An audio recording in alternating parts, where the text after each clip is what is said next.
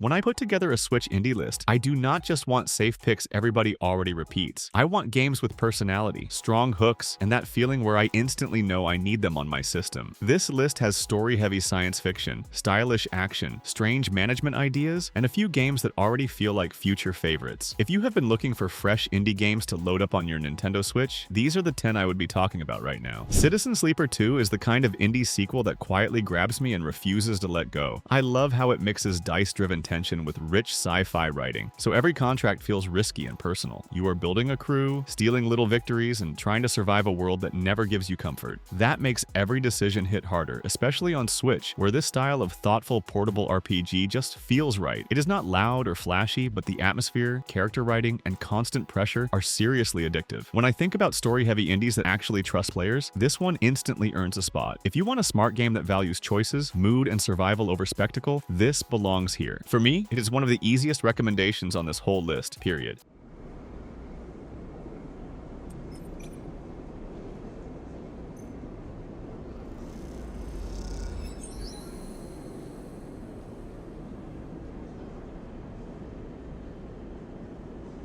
Schedule 1 is a stranger pick, but that is exactly why I wanted it here. A lot of indie lists play it safe, and this one absolutely does not. The whole appeal is building an underground empire, managing resources, outsmarting rivals, and watching your city react. I like when a game gives me that low-key strategy itch without feeling dry or overcomplicated. This bundle also adds the above-the-crime content, so it feels like the complete version. It is probably the biggest wildcard on the list, and sometimes those are the games people remember most. If you enjoy crime-flavored management with a moody presentation, this has real hidden gem energy. I would not put it above the absolute heavy hitters, but I would definitely keep it on my radar. It feels different, and that matters a lot.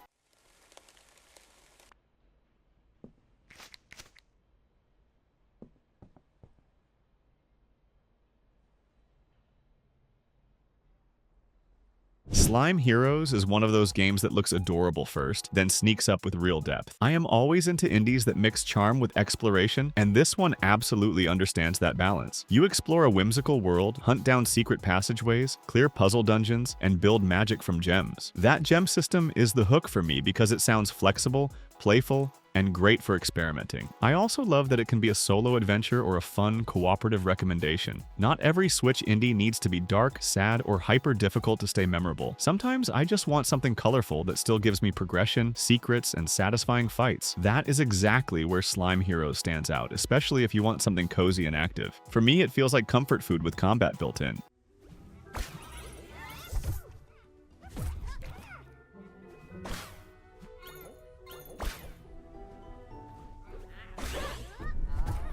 Absolum already sounds like catnip for me because it smashes beat-em-up action with rogue-style replayability. That alone is enough to get my attention on Switch, but the art direction seals it. Dotemu and Guard Crush usually understand impact, and this one sounds built around speed, counters, and smart aggression. I really like games that keep each run fresh without losing that old-school arcade punch. Multiple paths and unpredictable encounters are a huge plus because repetition can kill this kind of game. Here, it seems like the combat system keeps asking for better timing and better decisions. That is what makes an indie brawler stick with me long after the credits roll. If it lands, this could be one of those games I boot up constantly, and honestly, that is the dream for a Switch indie pick.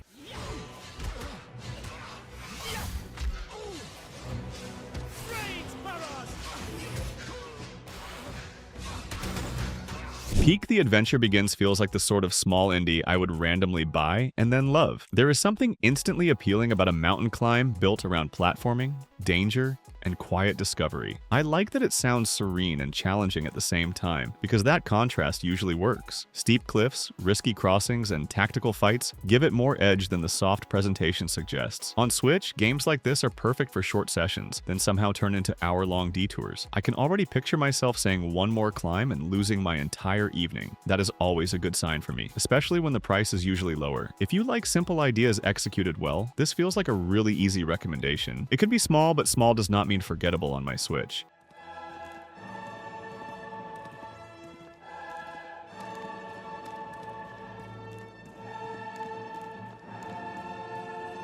Promise Mascot Agency is such a wonderfully weird concept that I was interested the second I read it. An open-world mascot management crime drama is exactly the kind of sentence that gets my attention. You're exploring a cursed town, recruiting mascots, solving your exile mystery, and driving a tiny truck. That sounds chaotic in the best way, and I mean that as a huge compliment. I love when indie games stop trying to fit neat genre boxes and just commit to a vibe. This feels funny, stylish, a little unhinged, and probably way more heartfelt than it first appears. That mix usually works on me every single time, especially on Nintendo hardware. If you want something memorable instead of safe, this one absolutely deserves a shot. Honestly, this might be the sleeper hit here for a lot of people.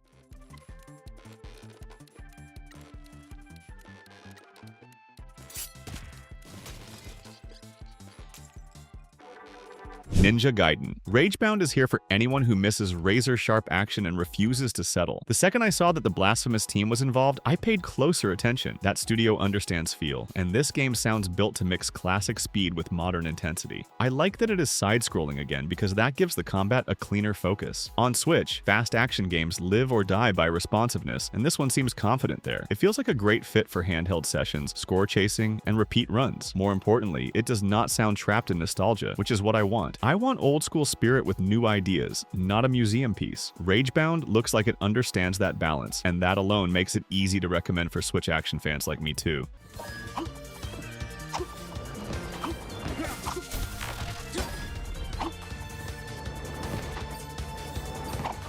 Hollow Knight Silksong has been one of my most wanted indies for ages, and for good reason. The first game already felt special, but this sequel sounds bigger, faster, and even more confident. You are exploring Farloom, learning new powers, taking on huge hordes, and surviving brutal bosses. What sells it for me is the acrobatic combat, because movement is everything in games like this. If moving around feels good, I will forgive a lot, and Team Cherry knows that. The fact that there are so many enemies, quests, and bosses just makes the adventure sound richer. This is the kind of indie that can completely take over my life for weeks. Honestly, it was always making this list, no debate. For platforming fans on Switch, this is still one of the biggest must-plays I can think of today.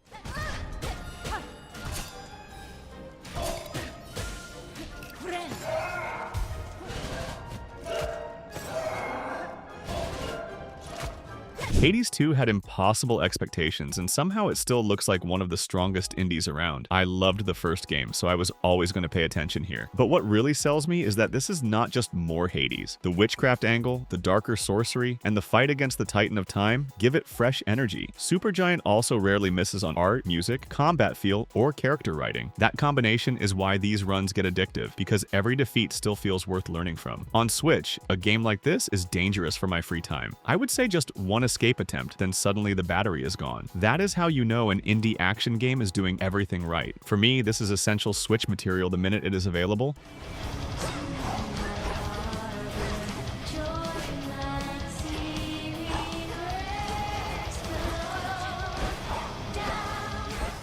Dispatch feels like the kind of surprise indie that wins me over with writing before gameplay. A superhero workplace comedy already sounds different, but the real hook is making choices as a dispatcher. You are managing ex-supervillains, handling emergencies, shaping relationships, and chasing your own revenge story. That mix of narrative and strategy is perfect for me, especially on a handheld system. I also like that it comes from people who worked on great choice-driven adventures. When a game promises humor, consequences, and strong characters, I am automatically listening. Switch is a great place for story-heavy indies, and this one feels tailor-made. It is stylish, unusual, and probably one of the freshest picks on this whole list. I love when a game swings for personality first, and Dispatch absolutely seems to do that for me personally. You are not Mecha Man anymore, so you need to get the fuck out of here.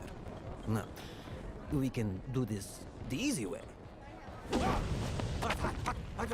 Sorry. That is my list, and honestly, I love how weird and varied Switch indies can be right now. You can go from dice-driven survival, to mascot crime drama, to top-tier action, and it all still fits perfectly on one system. Let me know which one you are grabbing first and which indie game would make your own top 10. Thanks for watching. One small fix I would make before recording: in the Promise Mascot Agency section, change for a lot people to for a lot of people.